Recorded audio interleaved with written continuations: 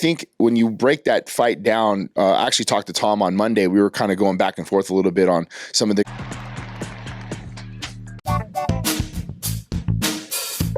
This is the Schmo with the pro, with one of the best coaches in mixed martial arts. He's got some of the best hair, but he never shows it.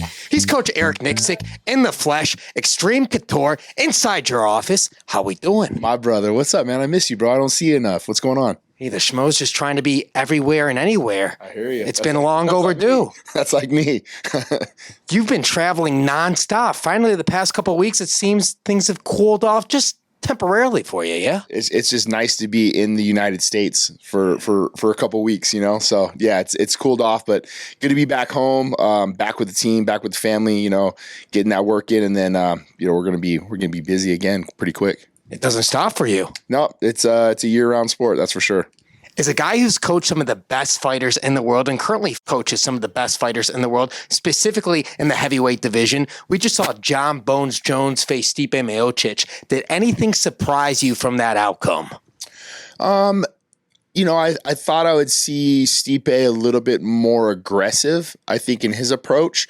I was not surprised with Jon. I think Jon is, number one, very well coached, extremely high fight IQ, kind of saw the game plan playing out from their part the way that I expected. But I thought we would see Stipe take a little bit more risks and be a little bit more aggressive. Kind of when you saw him put Jon on his back foot and he was having to run to escape, but a little bit more of a corral or cut off with the cage and some more add-ons and things like that. When I remember having nightmares watching DC Stipe 3. That version of Stipe was the best version of Stipe that I think that I've ever saw.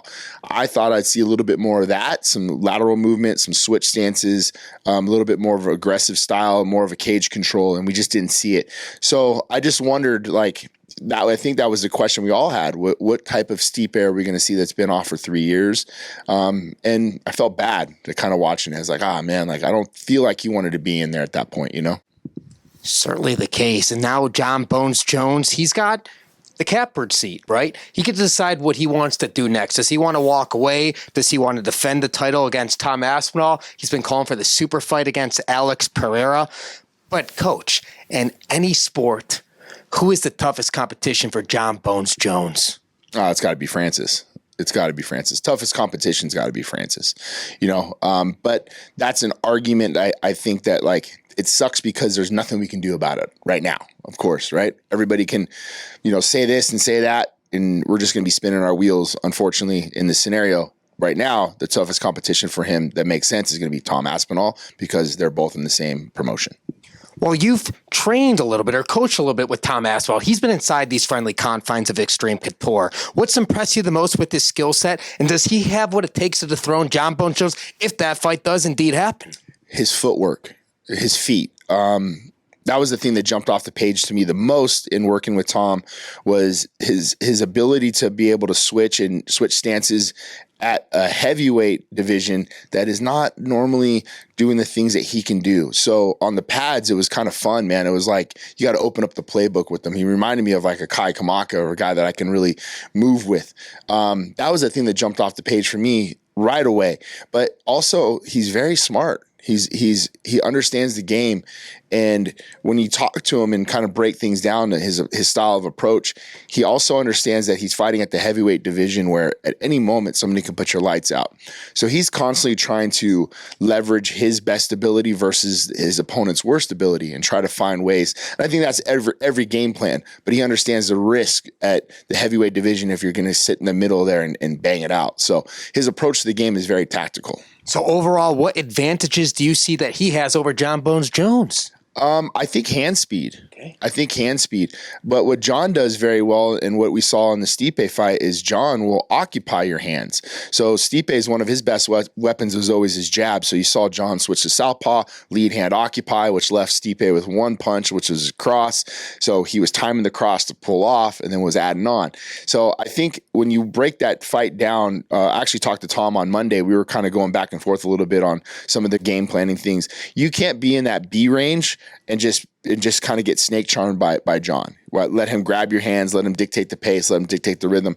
You have to be hyper aggressive in those positions, and I think that's what Tom would have to do in that fight. So you said you spoke to Tom on Monday. Is he optimistic that Jon Bones Jones will be fighting him next, or do you think it's going to be a different opponent, which will just allow him to be the heavyweight champion and defend that title?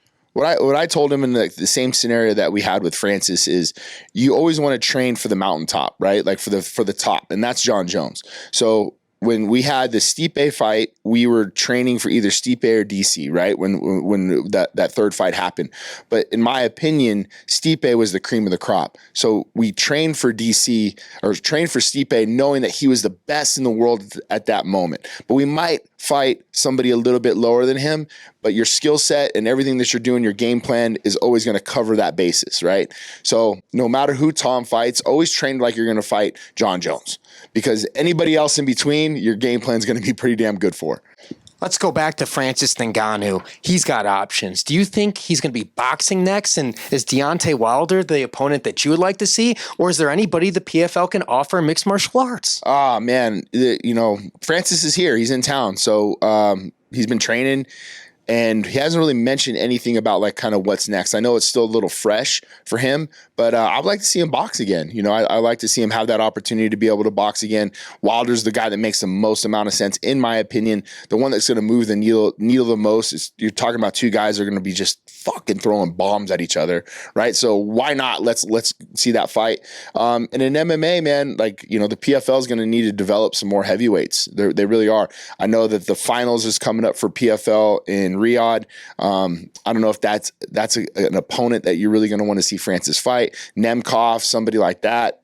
Rug just won. There's maybe some outside promotions that they can work with, but I think the one that makes the most sense is definitely boxing and Wilder. What was it like interacting with Cristiano Ronaldo backstage in the locker room? He's a big fight fan? Man, this guy was the coolest guy you ever, like when he walked in the room, everybody's like, oh shit, it's Ronaldo, right? Like the way you should be. But he made everybody in the room feel like normal people, right? Like he sat down, chopping it up. Coach, what's the game plan? What are we doing? Blah, blah, blah, blah, blah. Tell me about Sean Strickland. I've always wanted to know about Sean Strickland. Like just, dude, he was a normal Joe that was a fan of the sport that wanted to learn from us and talk to us. And he was, if you're a fan of Ronaldo, this guy is one of the nicest human beings you're ever going to meet. And I was blown away by him, man. He was awesome. Class act on and off the field. You just brought up Sean Strickland. When is he fighting next? Is he going to be fighting Dricus du Plessis? Is he going to be going all the way to Sydney, Australia? Is he going to be here in the United States fighting that belt? Because Dricus has said he wants Khamzat Chimaev, but Dana White said after Sean Strickland beating Paulo Costa that he'd be next in line. So what are we going to do here, Coach? Well, we're at the mercy of the promotion and what they want to see next. But I also think it's a matter of the scheduling. Is Khamzat would he be ready for a February fight? I don't know. We were told possibly February or March. So, it all aligns for us. I think Khamzat did everything he was supposed to do. Right? He did everything he was supposed to do against Whitaker. He won in an emphatic fashion. So he did the best he can to put his best leg forward to take that opportunity away from Sean. But, we did everything we're supposed to do. And arguably, we really didn't lose that title the way, we didn't get destroyed. So I think he has an option to be able to take that fight as well.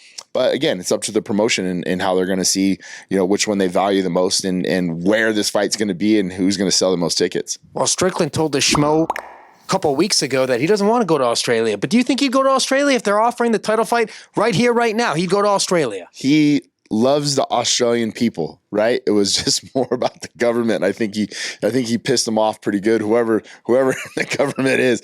But the people of Australia, the people of Sydney, they absolutely love Sean. They still love Sean. Like we had visitors coming to the gym last week from Sydney, just singing his praises. So I think if push comes to shove, man, you go anywhere in the world to go fight for that title. It doesn't matter. You're always getting guys coming through Las Vegas, coming here to Xreme Couture. What is it about you being a big teddy bear welcoming all these world-class fighters inside the gym? I think it's really more about culture. That was something that Randy always did. So, me coming into this gym and Randy being a mentor of mine, just watching the way that he worked, he always felt that there was no secrets within MMA. Like he didn't care about any of that stuff. If you're a good person, a good partner, you can bring value to the gym. He would open the doors and allow you to come train. I have that same sort of sentiment where it's like, man, there's so many good people out there, good coaches, good training partners that by bringing those people in, you are able to evolve. You're able to see what other fighters are doing, what other coaches are doing, and you can gain a lot of knowledge from that rather than being so closed off and closed-minded. Now, does it have some downfalls? Absolutely, it can. But I think culturally, like from Randy and that standpoint, I've always been a pretty open door guy. Next time you're on the road, is it going to be in Tampa fight night? You got Manel Kopp fighting? Yeah. Next time on the road is Manel. So excited to be able to go out there. I know the hurricane took a lot of Tampa out, like it was a bad hurricane. So hearing that the fight's going to continue on in Tampa, I was pretty excited because I just like getting out on the road and being with the fellas, and it makes fight week a little bit more solidified because when I'm home, you're still working and you still have family, you still have everything else. So the fighter almost becomes a little bit on the back burner. So when you get out on the road, it's just a little bit easier for me. From your vantage point, who do you believe is the fighter of the year 2024? Is it an Alex Pereira? Is it an Ilia Topuria? Is there another name out there? I mean, those are all great options. I think a guy like Alex is somewhat a shoo-in only because of circumstances where it's like, hey, you pick up the phone and call, this dude's there, and he's going to take a fight. It doesn't matter who it is, and he's winning in emphatic fashion. You can make that same argument for Topuria. Obviously activity might hold him up on that. But I mean, I think those are all both really good names to have for Fighter of the Year. I'm trying to think if there's anybody else that stands out. Carlos Prata, I think, is a guy that he needs to be mentioned in that conversation. Although he's not winning world titles, the way that he's winning and the way that he's moving up the ranks, I think needs to be recognized as well. Same with his gym, the MMA, the Fighting Nerds. Those guys should be recognized for their hard work. I think they maybe lost like 2 fights all year. Who knows? But those guys are kicking ass as well. Dominick Cruz, legend of the sport, future Hall of Famer, says that he's got 1 fight left. He wants to go all out. Do you have a preference of who he'd be fighting in his last fight in the UFC? Definitely Aldo, right? Like that's the fight we always kind of wanted to see. So if this is one and done for him, man, I would love to see him fight Aldo. That one makes a lot of sense. Aldo coming off a controversial loss. I think Dominic lost his last fight against Chito. Is that correct? So I think that fight would make a lot of sense just for nostalgia's sake, man. I would love to see that matchup. How's it like getting into the podcast game? It's different. It's different, man. Like, scheduling out guests and doing all that stuff. But I literally lean on Randy a lot when it comes to that kind of stuff because I'm so busy. But I've really enjoyed it. Season 2 will start this week. We'll get Randy Couture in. We're gonna get Ray Sefo. We're gonna get some good names for season 2 coming up because I've been traveling so much we haven't been able to do any podcasts. So, but it's been a lot of fun, man. It's different for me. It's like, how can you expand on what we already do now, and how do you like step outside your comfort zone and look to kind of expand your knowledge as far as like, hey, I can podcast, I can do this for future endeavors when you get out of the sport. There it is. Can we get a final message for all the Eric Nicksick fans out there worldwide? Sean Strickland, champion 2025. You heard it first. Middleweight champ. He's coming back for the throne. He's the pro. I'm the Schmo. Xreme Couture. We're out.